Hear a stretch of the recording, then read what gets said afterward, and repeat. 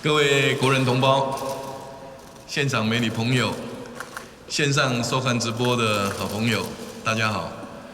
最近在许多场合，不少国人向我表达同样的忧虑。他们看到有现役、退役军人被中国收买、出卖情报，甚至组建武装力量，计划伤害自己的国家和国人。有艺文工作者为了个人事业上的利益，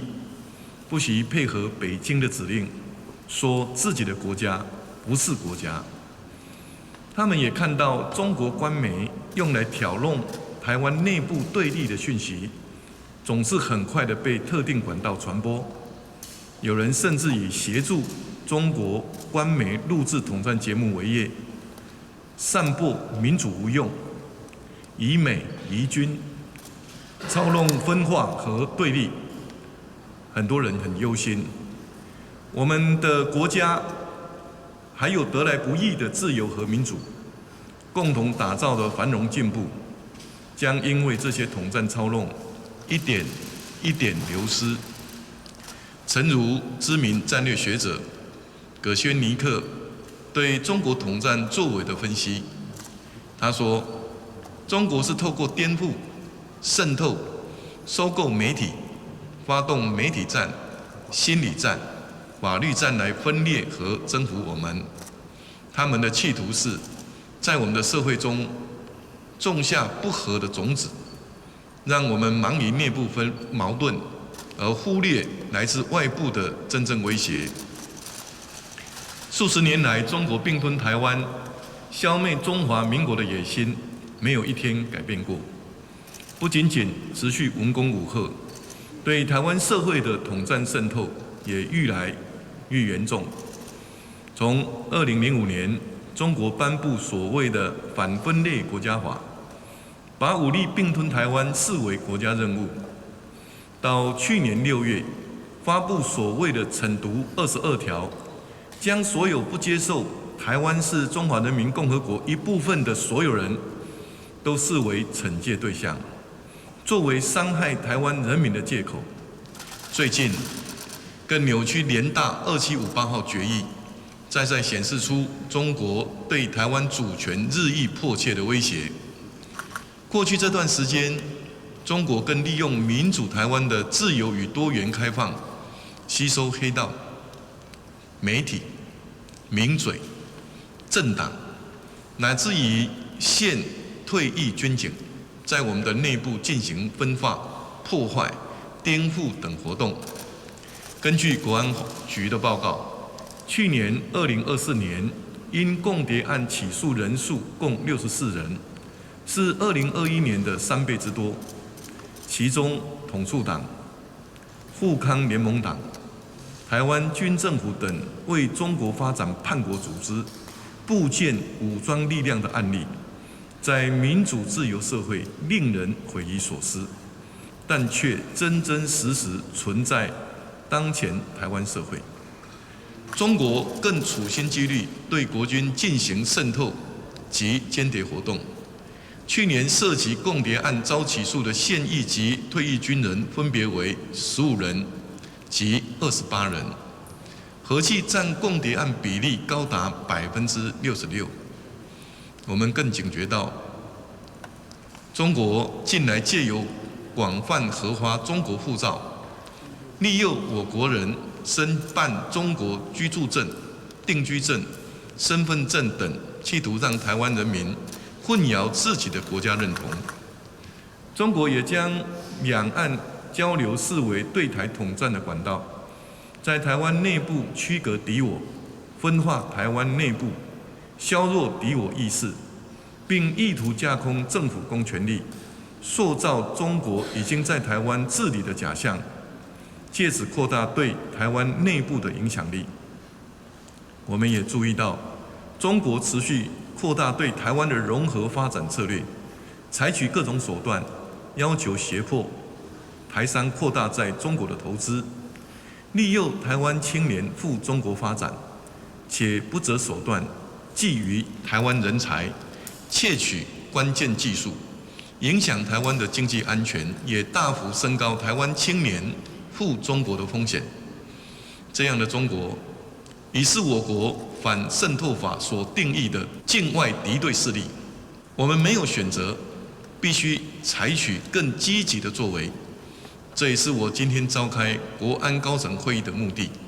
是我们该采取相应的防范措施，强化我们的民主韧性与国家安全，保护我们珍视的自由、民主和生活方式的时候了。以下我将针对台湾当前所面对的5大国安及统战威胁，以及17项因应策略，向大家进行详细说明。第一，在因应中国对国家主权之威胁方面，有主权才有国家，有台湾才有中华民国。正如我在去年520就职演说以及双十国庆谈话中所指出，自1996年台湾第一位民选总统宣誓就职以来，已经向国际社会传达台湾是一个主权独立的民主国家。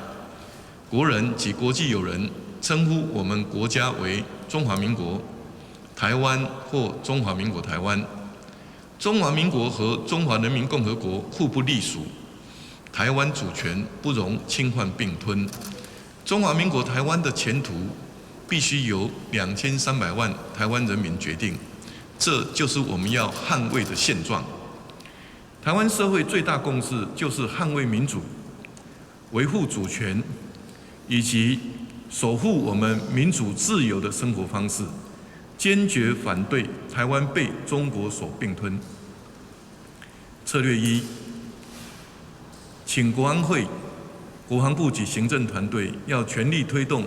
和平4大支柱行动方案，展现全国上下一致反对中国并吞台湾的全民共识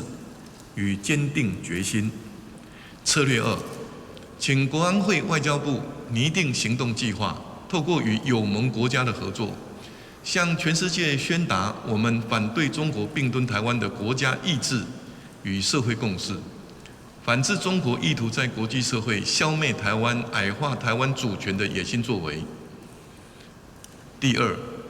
在因应中国对国军的渗透及间谍活动之威胁方面，策略1，全面检讨修正军事审判法，恢复军事审判制度，让军法官回到第一线，与检调司法机关共同协力，处理现役军人涉犯叛乱、力敌、泄密、废除职务、抗命等军事犯罪之刑事案件。未来现役军人触犯陆海空军刑法之军事犯罪案例，将交由军事法院审判。策略2，进行相关配套改革，包括订定军法官人事条例及军事法院、军事检察署组织法等，将在完成全部规划及讨论定案后，由国防部向社会做完整说明及沟通，让军事审判制度的恢复能被社会信任及充分支持。策略3，为有效遏制现役及退役军人各种严重打击国军士气的争议言行，国防部需严拟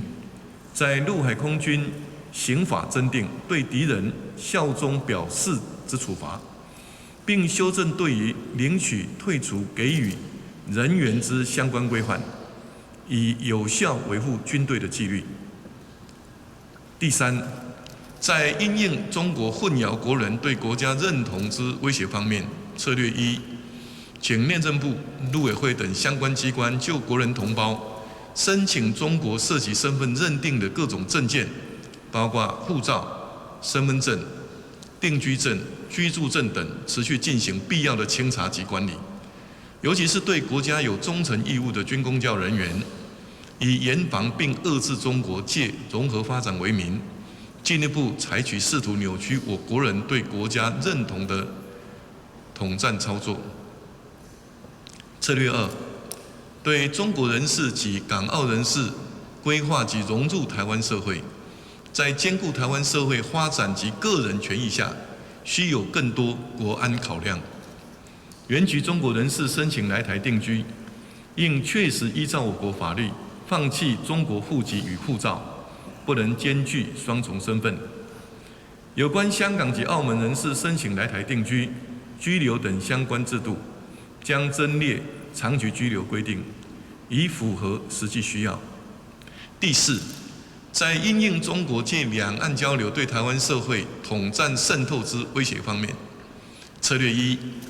鉴于赴中国旅行的风险越来越高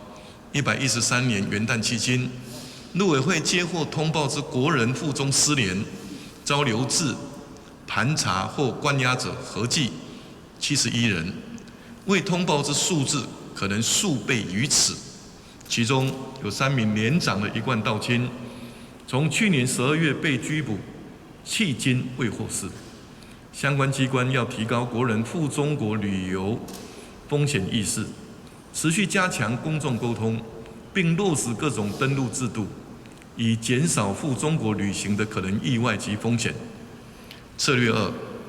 应落实中央及地方各级公职人员赴中国交流的揭露制度，从行政官员到民意代表，从立法委员到村里长，皆应将交流资讯公开化、透明化，以向国民负责。内政部也应建立宗教团体等公益组织赴中国交流之揭露制度，以防杜中国的干预与统战。策略三，对中国人士来台交流进行风险管理。中国人士来台之审查及许可，应以进行正常两岸交流以及对等尊严的官方互动为范围，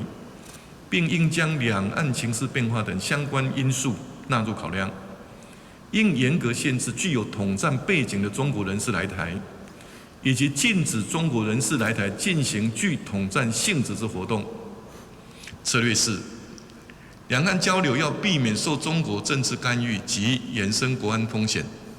包括宗教、文化、学术、教育等交流案件之审查及管理，应本于去政治化、去风险化之原则，让民间交流尽量单纯化，符合推动健康有序交流的初衷。策略五，为遏制中国借文化统战削弱台湾主体性，行政院应研拟提升本土文化产业竞争方案，加强辅导及奖励国内影视及文创产业，深化民主文化创作优势，提升国际竞争力，并鼓励对台湾本土历史文化的研究。策略六，强化影艺从业人员在中国发展的辅导与管理。主管机关应提供影艺人员在中国发展之言行应注意事项，并明确涉及危害国家尊严相关言行之查处范围，以避免中国施压我影艺人员表态或作出危害国家尊严之言行。策略七，相关主管机关应采取积极有效作为，防止中国透过网络、应用程式、AI 等工具对台湾进行认知作战及危害治安。策略八，为落实以上各项措施，请主管机关应全面检视现行相关行政命令、措施、解释令等，完备相关执法规定。若仍有不足，应强化国安法制，进一步提出国家安全法、反渗透法、两岸关系条例、港澳条例、资通安全管理法等之修正案，并加强社会沟通，尽速落实。第五，因应中国借融合发展吸引台商台青之威胁方面，策略一，请国安会会同行政部门，基于台湾优先及立足台湾布局全球之经贸战略，就台湾与中国的经贸关系进行策略性的结构调整，并本于强本固台风险管理原则，就两岸经贸所涉及的人流、物流、金流及技术进行必要有序的调整，以强化经济安全，有力应对中国对台经贸统战及经济胁迫。策略二，请教育部会同陆委会、经济部等相关机关，全面深化青年学子对中国的识读教育，以及对两岸交流应有的认知。同时，也要广泛宣导国内青年就业创业的各种机制，提供充分资讯及协助，让青年学子对国家愿景更有信心，更积极投入建设及发展台湾的行列。各位国人同胞，今年是2次世界大战80周年历史。历史上告诉我们，任何威权的侵略并吞，终将以失败告终。而守护自由、战胜极权侵略的不二之道，就是团结。面对日益严峻的威胁，政府不会停止努力，全力确保国家主权不受侵害，确保2300万人民的自由、民主和生活方式永续如常。但只凭政府的力量尚有不足，我们更需要全体国民的共同警觉和行动。每一位国民都是守护民主自由的第一线，我们可以一起这样做。第一，提高媒体识读能力，不传播、不转发中国官宣的统战资讯。第二，参与组织公民教育活动，增强对统战的认识，强化社会防卫韧性。第三，及时揭露各种协力统战的行为，让所有恶意企图寸步难行。第四，拒绝参加所有牺牲国家利益的活动。每一个人的警觉与行动，就是对抗统战渗透最坚强的防线。只有团结，才能抵抗分化。只要每个国民都在国家的繁荣和安全的目标上扮演自己的角色，齐心合作，没有什么可以击倒我们。谢谢大家。谢谢总统。